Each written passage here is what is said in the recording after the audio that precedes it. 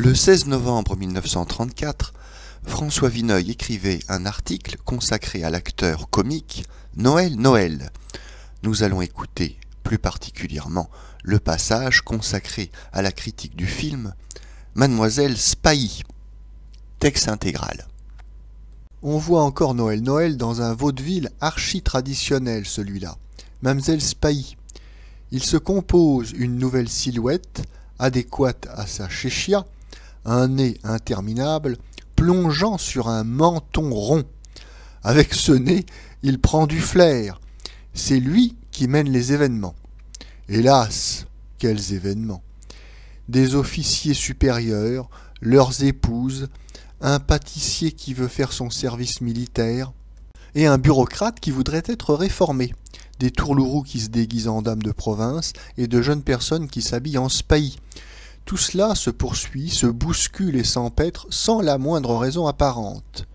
Sur une scène, cela aurait peut-être encore l'ombre d'un sens. Encore une fois, le vaudeville est né du cadre immuable du théâtre. Il peut être assez comique pourvu que le spectateur soit armé d'indulgence, de réunir en un lieu déterminé les personnages les moins faits pour se rencontrer. Les vrais ressorts du vaudeville, ce ne sont pas tant les répliques, à peu près invariables, que les entrées et les sorties, côté cour et côté jardin. Le cinéma, en créant le décor sans cesse mouvant, a faussé toutes les règles du jeu. Le vaudeville sur l'écran n'est plus qu'un défilé morose, quand il n'est pas d'une irrémédiable incohérence, comme dans Mademoiselle Spahis. Les comédiens, qui peuvent s'échauffer, oublier les sornettes qu'ils débitent quand ils entendent les rires des 3 étages du Palais Royal, sont de bois et de glace devant la caméra.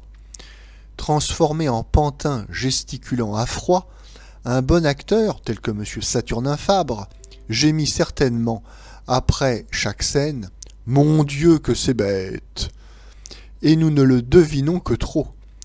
Comme on est, dès l'entrée dans le plus-sot arbitraire, que l'on voit des cavaliers de seconde classe s'asseoir sans façon au bar des palaces, s'introduire avec désinvolture dans les boudoirs les plus élégants, on peut bien s'attendre à tout, cela n'a plus aucune sorte d'intérêt.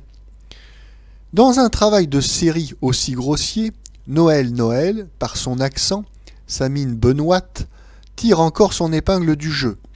Mais c'est beaucoup de talent en pure perte.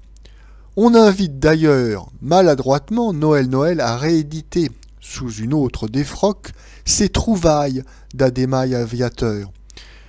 Il faut qu'il aime vraiment son métier et qu'il y trouve son propre plaisir pour chercher encore à se renouveler dans de telles conditions.